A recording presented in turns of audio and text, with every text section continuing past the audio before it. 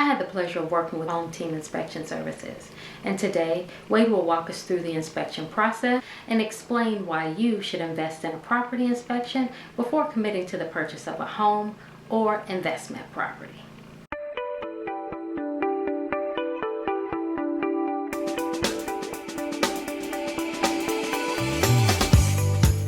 My name is Wade Falls. I'm a home inspector with Home Team Inspection Service. The first thing we do is basically get our tools unpacked, get it set up, knock on the door, introduce ourselves to if there is a tenant or a seller at the house. We have our basic process is we use a team aspect, so we'll have one person working inside, one person working outside. Start on the outside of the house. We're looking at all the siding materials, brick cracking, loose siding, looking for things like that. Kind of work our way outside and then inside top to bottom. So we'll start in the attic inside, then we'll work our way to the first floor, second floor, down all the way to the basement. That way sometimes you can follow a leak or something that may have started in the attic and see staining in the upstairs bedroom as well. So there's some issues like that where you can kind of follow them top to bottom. Also, we're running water in the bathrooms at the upstairs floor, so by the time we get to the downstairs, we're looking in those areas to see if there's any staining or leaking underneath of those areas. But that's kind of the basic process. The main point of having a home inspection is to identify issues that would influence your buying decision. So you would looking at the major issues like structural damage or major plumbing issues or leaks or things like that would either influence you to walk away from from a house or a property, or basically also uncovering smaller things. But the main point's those big influential type of problems. Yeah, I mean, the stuff that we uncover, I definitely would recommend having it even on new construction houses. I mean, we find cut trusses and leaky drain lines and things all the time, or just stuff that the builders missed and forgot to install at the time of construction.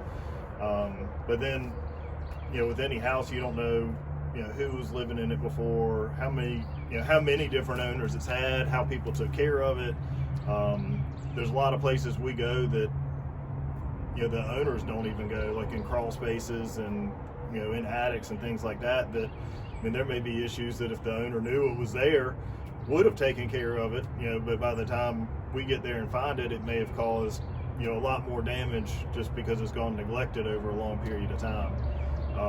And we see that same type of stuff on the outside of the house. It might be a small crack or a small opening, but it's allowing water inside to areas that just aren't looked at on an everyday basis. I know people going into houses are looking a lot of times at paint, countertops, the kitchen cabinets, the shower fixtures, and seeing what looks pretty and stuff. But we're kind of digging in the corners and poking around and really finding what's going on with the house. The cost of a home inspection compared to the cost of all those repairs that you may be made aware of before buying the property is very, very small, especially when you think about the biggest investment that you're going to make in your life.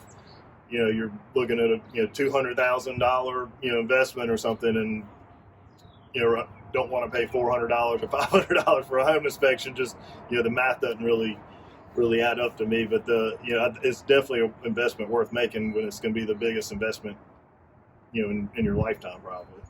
We, as home inspectors, what we're doing is a visual inspection and operational. So we're running it with your normal thermostat controls, operating it like a homeowner would, but we're testing temperatures, checking the return temperature, checking the supply temperature, making sure that you're getting the proper split between those two temperatures. And then we're looking at the components. We'll take the case off, the cover off of a furnace, and make sure the flames are, you always want to see blue coloring in the flames. We're looking for rusting, different things like that.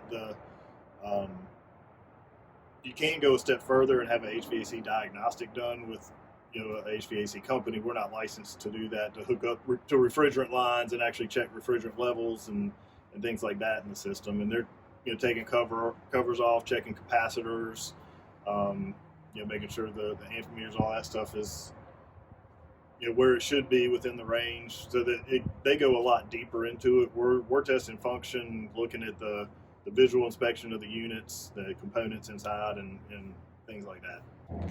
Same type thing, we're looking at the visual inspection of the unit itself, some of the installation methods of, after a certain year they're supposed to have an expansion tank. They should have piping off of the pressure relief valve. In attic spaces or around finished areas, you want to have a drain pan with the drain line.